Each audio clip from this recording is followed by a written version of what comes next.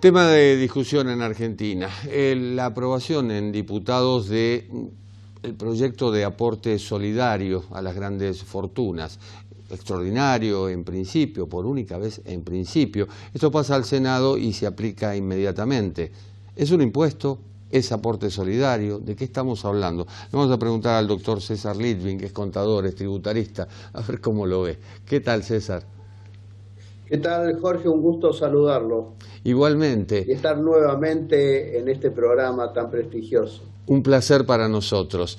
¿Estamos hablando de aporte solidario o estamos hablando de impuesto puro y duro? Estamos hablando de un impuesto que está disfrazado de aporte, pero que en su naturaleza jurídica es un impuesto, porque tiene todos los elementos esenciales que hacen a un impuesto. Primero, que es coactivo, o sea, no es un aporte voluntario, sino que el Estado obliga a pagarlo. En segundo lugar, hay sujetos, hay hecho imponible, hay base imponible, hay alícuotas, o sea que tiene absolutamente todos los elementos esenciales de un impuesto y hay que llamar a las cosas por su nombre. Es un impuesto. Al ser un impuesto, Jorge, es muy importante tener presente, goza de todas las garantías constitucionales que tiene un contribuyente ante el avance del Estado en materia tributaria. Eso significa que puede litigar aquel que cree que está pagando en forma doble, digamos. Eso significa que cada contribuyente va a evaluar si ejerce o no sus derechos constitucionales. ¿Qué quiero decir? Estas garantías que tiene el contribuyente, como contrapartida es un límite que se le pone al Estado, lo pone la Constitución, en el avance que puede tener el Estado arbitrariamente en su patrimonio. Digo, desde ese punto de vista, un impuesto es un traspaso de riqueza del sector privado, desde el esfuerzo privado al sector público. Y por eso es que la Constitución pone un poco de freno al Estado para decir, bueno, hasta acá puede llegar. Y cuando se aprueba una ley que excede los parámetros constitucionales, ahí es donde los contribuyentes pueden hacer valer esos derechos. ¿La circunstancia excepcional que se está viviendo en Argentina y en el mundo pueden llegar a mitigar el impacto del litigio, digamos, en este caso? Es difícil porque que esta situación, entendida, por supuesto, entendida por todos, es difícil que esto pueda llegar a cambiar la situación de la vulneración de derechos. Yo creo que no hay crisis que valide pasar por encima o dar las espaldas a la Constitución Nacional, y esto lo quiero decir claramente. No hay crisis que valide dar la espalda a la Constitución Nacional. Estamos en un marco de derecho, la Constitución está para ser respetada, y con el relato o la retórica de crisis, estimado, hemos vivido en crisis desde hace décadas, yo diría desde hace más de 100 años, porque imagínense que el impuesto a los réditos, hoy que se llama impuesto a las ganancias, fue dictado en una situación de crisis en el año 1932 y hasta ahora está vigente. O sea que la crisis es permanente en la Argentina. Entonces, si vía crisis queremos meterle la mano en el bolsillo excesivamente o dos veces al contribuyente, me parece que no amerita de ninguna manera, y justamente las limitaciones que establece la Constitución al avance indiscriminado del Estado prohíbe ese tipo de cosas. Bueno, la crisis es permanente, pero los impuestos también son permanentes en Argentina. Y el ejemplo que recién di es un claro tema donde lleva muchísimos años en situación de emergencia y que era por un año. En el año 32 hasta el año 33 iba a estar vigente este impuesto y se lo fue prorrogando, y incluso en los últimos años la prórroga ya es por 10 años, o sea que ya se prevé, ya se presume, el legislador presume que en los próximos 10 años va a seguir la emergencia y la crisis, con lo cual se renueva la chapa regulatoria de ese impuesto, que se llama impuesto a las ganancias, hoy cambió el nombre. Pero tenemos más ejemplos: el impuesto al cheque, ¿no? El impuesto a los débitos y créditos bancarios, nació en el año 2001 por única vez, por un año, y ya tiene 19 años, y el impuesto que se le parece mucho a este aporte solidario, que se llama impuesto a los bienes personales, nació en la década del 90, inicio del 90. ¿Saben cómo se llamó ese impuesto? ¿Cómo? Impuesto a la riqueza. Sí. Parecido a este nuevo impuesto, ¿no? Solo lo iban a pagar los ricos, y la alícuota vigente en ese momento, era una alícuota baja y con un mínimo no imponible muy alto también. Eran $102.300, uno a uno, ¿no? Hoy ese mínimo no imponible es de 2 millones de pesos. O sea que para ese impuesto llamado impuesto a la riqueza, es un impuesto que es rico aquel que ya tiene en sus bienes más de 2 millones de pesos. Así es como se va desvirtuando y desnaturalizando los impuestos, los objetivos y metas que se pusieron al crear el impuesto, que a través del tiempo van manoseando justamente qué es lo que manosean los derechos de los contribuyentes. Y acá hay una doble imposición clarísima, porque estamos hablando de gravar los mismos patrimonios con impuestos patrimoniales. Y ambos impuestos tienen un pecado de origen. Tanto bienes personales como este aporte solidario no mide bien la capacidad económica, que es el requisito esencial y fundamental que debe medir un impuesto. La capacidad económica, que se llama capacidad contributiva. Si un contribuyente tiene un montón de bienes, pero toda esa parte de bienes ha sido con deuda, o sea que está endeudado, va a pagar como si tuviese solo los bienes, y la realidad es que la capacidad económica es activo menos pasivo. Así que el pecado original de bienes personales y también del aporte solidario es que no mide deudas, no mide el pasivo, con lo cual ya no está midiendo bien la capacidad económica. Me decían amigos del exterior con respecto al impuesto a la riqueza, ¿de qué se quejan ustedes si justamente tienen un impuesto a la riqueza? Es decir, ustedes son ricos en general.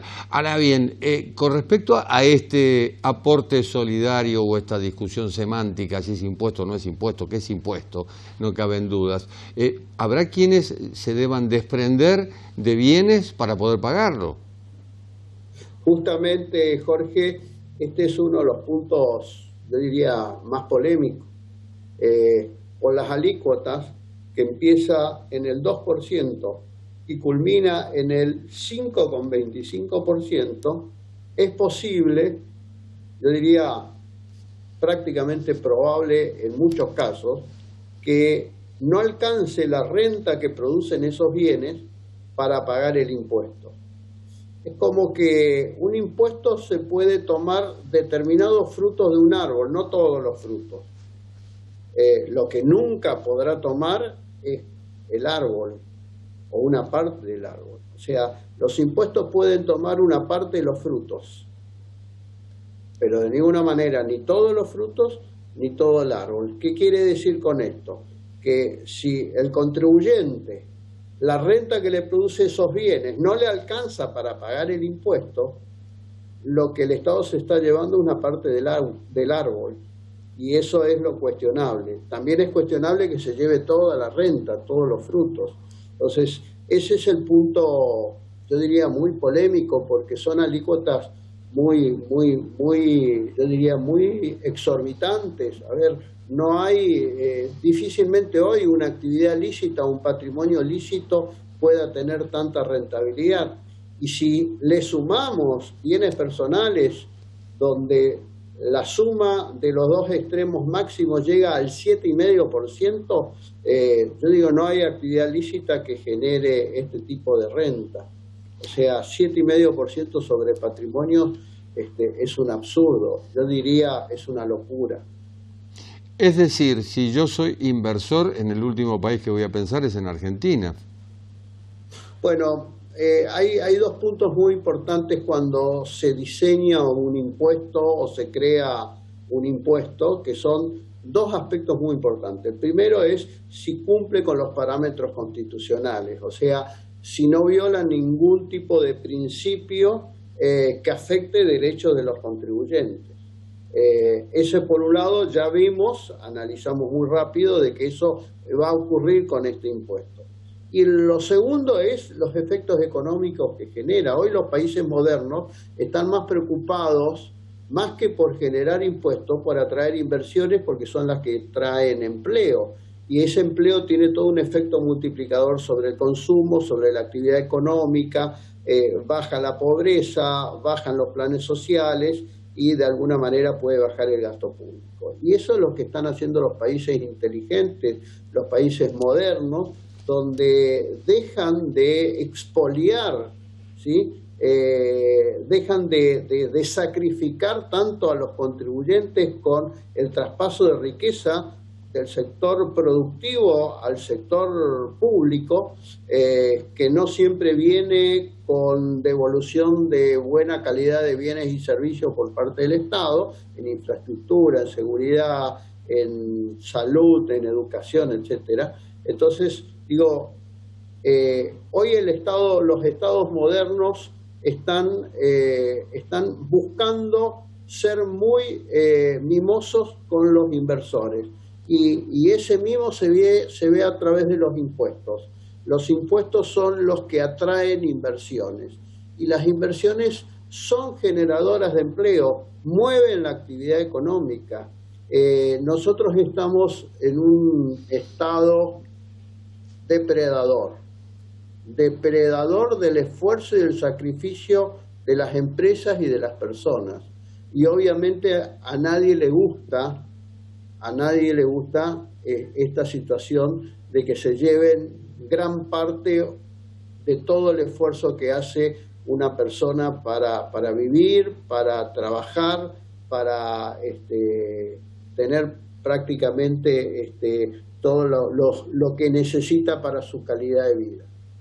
Bueno, es el discurso del presidente de Uruguay, de Luis Lacalle Pou, cuando le preguntaron justamente si iba a aplicar algo similar y dijo, ¿cómo voy a cortar justamente la única fuente de ingresos para el sector privado, que además es el dador de empleo? Es decir, me quedo sin empleo en el país. En Argentina se sigue confiando en que el Estado es el eterno proveedor. Bueno, pero eso es una mirada intelectualmente miope, Jorge. La verdad es que tenemos que cambiar el chip mental y mirar un poco para afuera, no tanto el ombligo, sino para afuera qué hacen otros países. Y la realidad es que países que estaban en situaciones económicas muy malas, con un flujo muy importante de inversiones a través de una rebaja de los impuestos, lograron tener una repercusión económica y ¿sabés qué? A partir de esas mayores inversiones se generaron más recaudación, porque obviamente si mueve la actividad económica es lo que repercute inmediatamente en la recaudación. Entonces hay que ser un poco más abierto y mirar los países exitosos que han bajado impuestos y han aumentado la recaudación. Además han mejorado también la calidad de los servicios que presta el Estado. ¿Cuánto impacta impuesto en la recaudación? Bueno, hay distintos cálculos que no me son confiables, esos cálculos. Yo no tengo posibilidades de acceder a esas fuentes, que son fuentes que están en la FIP. Creo dos cosas respecto a esos cálculos. Que la cantidad de contribuyentes que les toca impuestos es más de los 9.000 y pico de personas, pero también creo que muy poca gente va a querer pagar este impuesto porque yo diría que fehacientemente se verán afectados sus derechos esenciales que protege la Constitución Nacional. Hablando mal y pronto, pan para hoy, hambre para mañana. Así es, coincido totalmente con esto. Es una mala señal para los inversores es una mala señal para los propios inversores argentinos que en lugar de generar más producción, invertir más en sus actividades, están de alguna manera mirando a otros países donde invertir o incluso donde radicarse. Porque este tipo de medidas lo que genera es una fuga de emprendedores y esto genera también una fuga de fortunas que se van a vivir a lugares donde los tratan con mucho más cariño. Doctor Litvin, gracias. Un gusto hablar con ustedes.